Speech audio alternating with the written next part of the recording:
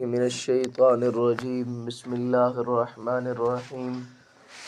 وَإِذْ وَاعَدْنَا مُوسَىٰ 40 لَيْلَةً ثُمَّ اتَّخَذْتُمُ الْعِجْلَ مِن بَعْدِهِ وَأَنْتُمْ ظَالِمُونَ ثُمَّ عَفَوْنَا عَنْكُم مِّن بَعْدِ ذَلِكَ لَعَلَّكُمْ تَشْكُرُونَ وَإِذْ آتَيْنَا مُوسَى الْكِتَابَ وَالْفُرْقَانَ لَعَلَّكُمْ تَهْتَدُونَ صدق اللہ العظیم۔ انسانوں میں دو قسم کے لوگ ہوتے ہیں۔ ایک قسم کے وہ لوگ ہوتے ہیں جن کے اوپر کسی قسم کا کوئی احسان کیا جائے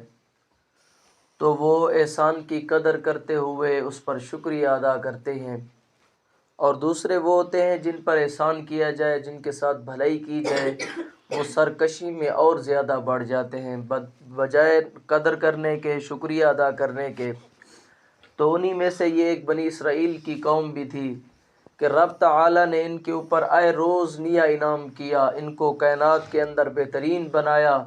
ان کے اندر انبیاء کو بھیجا، ان کے اندر بادشاہت رکھی،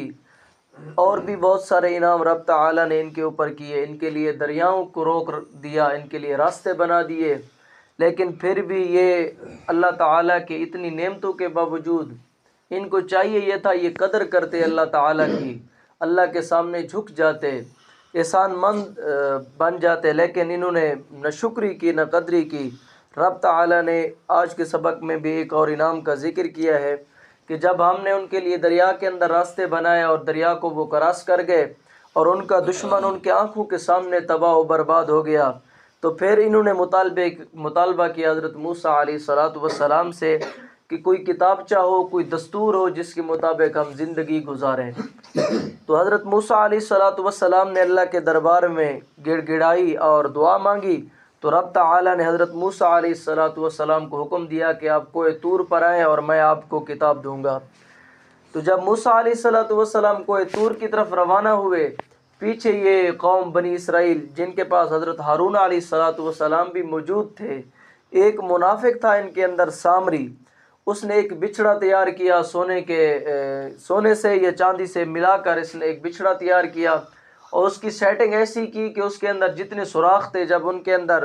ہوا داخل ہوتی تو ایسی آواز نکلتی جس طرح زندہ بچھڑے سے آواز نکلتی ہے۔ اور یہ قوم اتنی پاگل تھی، اس سامری نے کہا کہ یہ تمہارا معبود ہے، تم اس کو پکارو، اس کے سامنے پوجا کرو، اس کی عاجزیاں کرو۔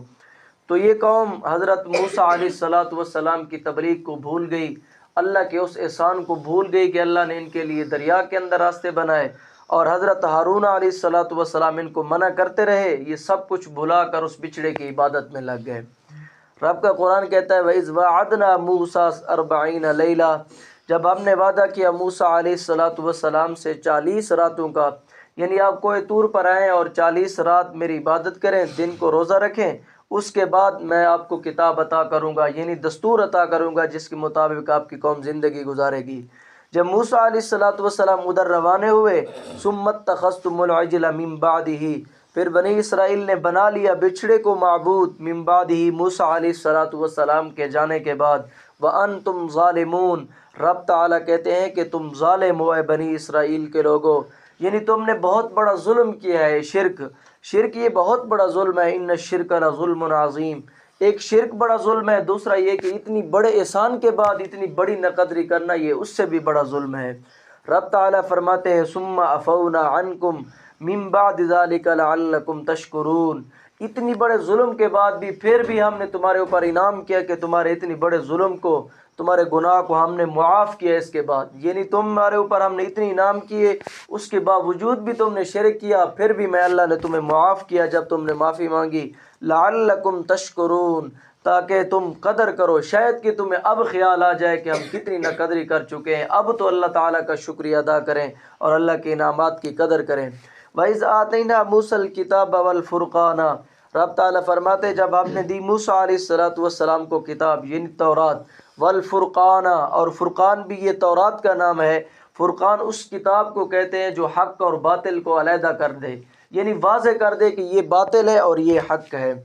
والفرقان لعلکم تہتدون، اے بنی اسرائیل یہ کتاب ہم نے موسیٰ علیہ الصلوۃ والسلام کو اس لیے دی تاکہ تم سیدھی راہ پا جاؤ، یعنی ہدایت پر آ جاؤ۔ وَإِذْ قَالَ موسیٰ، اب توبہ کا طریقہ کیا تھا؟ جب رب تعالیٰ کے حضور نے کہا کہ اب ہم توبہ کرنے کے لیے تیار ہیں، کہ موسیٰ علیہ الصلوۃ والسلام آئے اور ان کو کہا کہ ظالمو یہ تم نے کیا کر رکھا ہے؟ اللہ نے تمہارے اوپر کتنی بڑا احسان کیا کہ فرعون کو تباہ و برباد کیا، جو تمہارے اوپر صبح و شام ظلم کے پہاڑ ڈھاتا تھا، اللہ نے اس کو تباہ کیا، پھر تم بچھڑے کی عبادت میں لگ گئے۔ اور موسیٰ علیہ الصلوۃ والسلام نے اب ان کو کہا، وَإِذْ قَالَ مُوسَىٰ لِقَوْمِهِ يَا قَوْمِ، جب موسیٰ علیہ الصلوۃ والسلام نے کہا اپنی قوم کے لیے، اے میری قوم، اِنَّكُمْ ظَلَمْتُمْ أَنفُسَكُمْ، یہ تو تم نے اپنے اوپر بہت بڑا ظلم کیا ہے، بِاتِّخَاذِكُمُ الْعِجْلَ،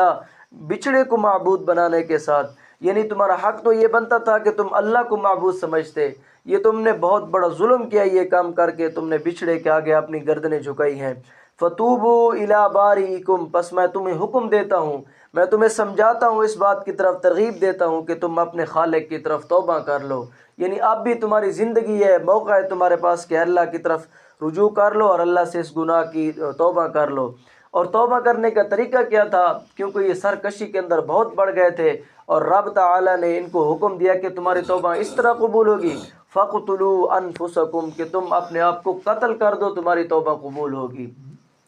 یعنی تمہاری سرکشی اتنی بڑھ چکی ہے کہ اب جب تک تم قتل نہیں کرو گے تمہارا گناہ معاف نہیں ہوگا۔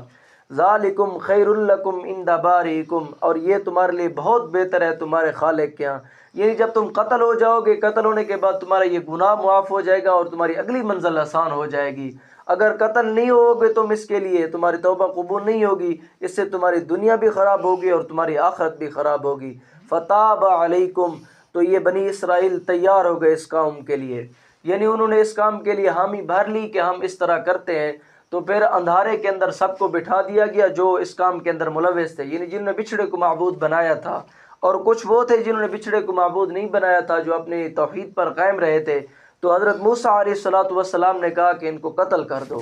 اسی طرح پتہ نہیں کتنی ہزار کی تعداد میں یہ بنی اسرائیل کے لوگ قتل کر دیے گئے۔ تو پھر موسیٰ علیہ الصلوۃ والسلام نے اللہ سے دعا کی، اور اللہ تعالیٰ نے پھر ان کے اخلاص کو دیکھ کر، یعنی اب ان کا دل صاف ہو چکا ہے، یہ دل سے توبہ کر رہے ہیں، تو پھر رب تعالیٰ نے باقیوں کی توبہ بغیر قتل کے قبول کر لی۔ اِنَّهُ هُوَ التَّوَّابُ الرَّحِيمُ، رب تعالیٰ فرماتے کہ جب تم خالص دل لے کر میرے پاس آؤ گے تو میری تو صفت ہی ہے کہ میں توبہ کو قبول کرنے والا ہوں، اور برائیوں کو مٹا کر اور نیکیوں میں تبدیل کرنے والا ہوں، اور الرحیم، رحم کرنے والی ذات ہوں۔ ایک مرتبہ میرے پاس آؤ صحیح تم خالص دل لے کر، پھر دیکھو میں اللہ کیسے رحمت کے دریا بہاتا ہوں۔ دعا ہے کہ اللہ تعالیٰ عمل کرنے کی توفیق عطا فرمائے۔